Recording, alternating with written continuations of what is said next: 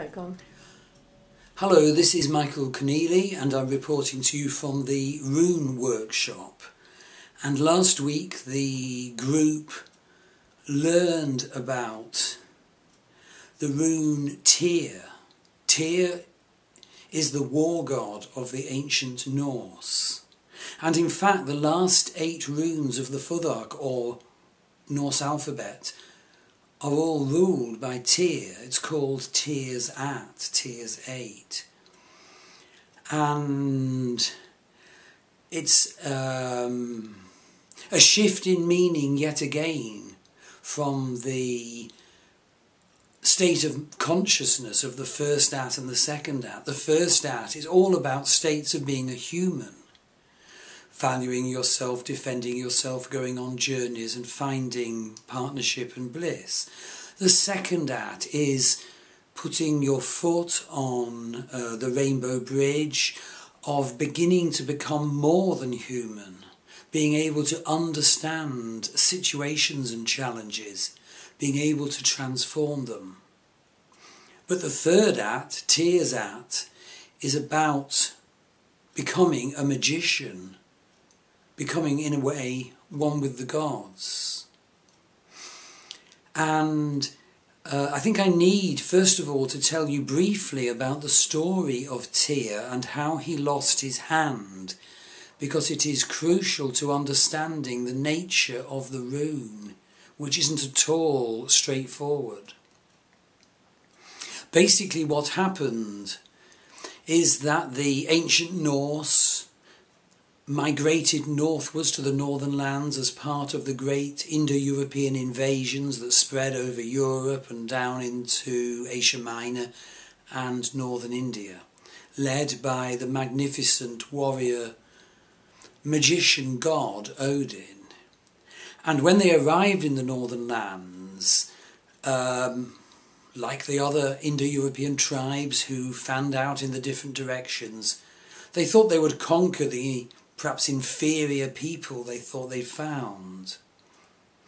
And the main group they found was the Vanir. And they, in fact, never really conquered the Vanir.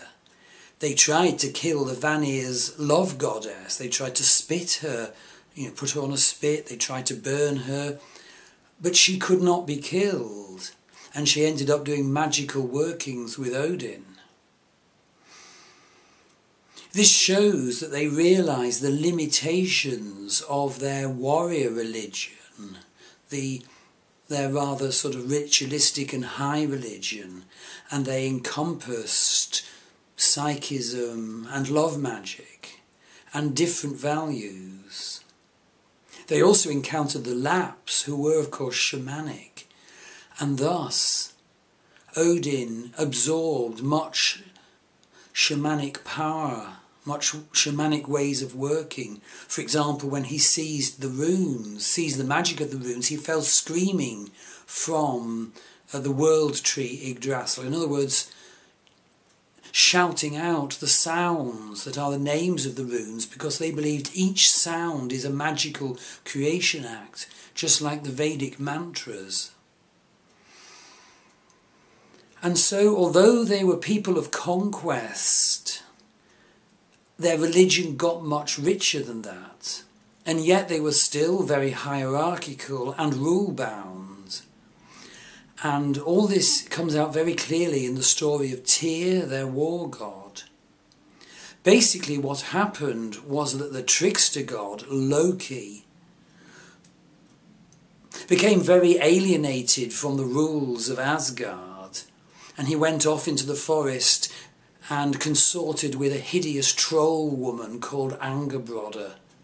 And the two of them produced horrendous children, the Midgard serpent, the Fenris wolf, and Hel, the bi-faced queen of the underworld.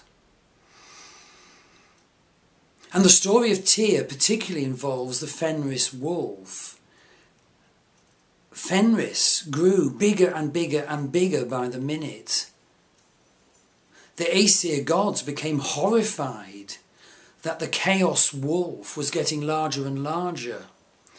They tried to trick Fenris into accepting being bound. They put really strong chains on him, but he said, oh, you can't, I give you a wager, you can't possibly bind me.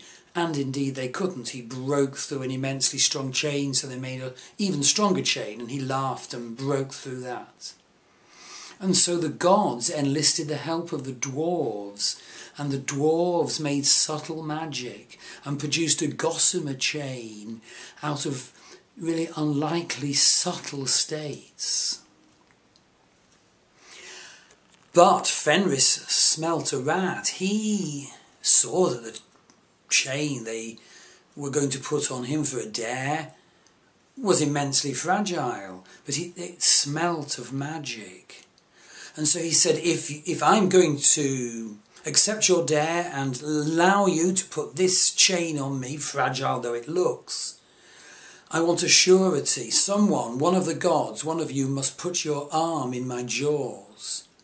No, none of the gods wanted to, of course, but Tir, the war god, sacrificed himself. He knew that the last binding was a trick, and yet nevertheless he put his arm loyally into the jaws of the wolf, and the wolf submitted to having the final binding put on him. And of course, try as he might, he could not break free. The force of chaos was chained. In rage he snapped his jaws shut, and he bit off the arm of the war god. And so the irony is that the Norse gods, knowing they must be defeated on the final day at the last battle of Ragnarok, will go into that final battle with a war god who has only got one arm. And this is part of their undoing.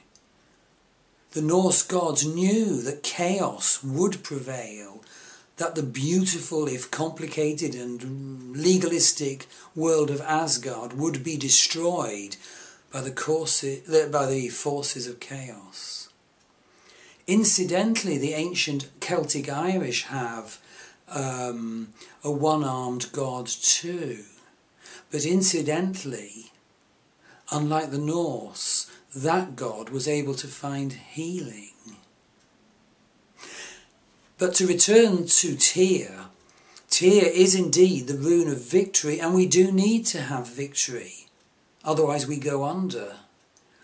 It's not a case of turn the other cheek. One has to be able to hold one's own, one has to be able to achieve one's goals. And yet, the rune Tir, which is like an upward spear, cautions us that you must not try to achieve victory at any cost. You must not trample, you must not commit genocide, you must not have unethical victory. Tir's spear points ever to the North Pole, and the North Pole is sort of ethical values, justice, cosmic balance comes into it. Because if you try to achieve victory in the face of cosmic balance, you cannot succeed. And when the group, through rune stance and chanting, as always happens at the end of each group, worked on the deep energy of the rune Tir, it was found that victory can only come out of a solid place and out of a good place.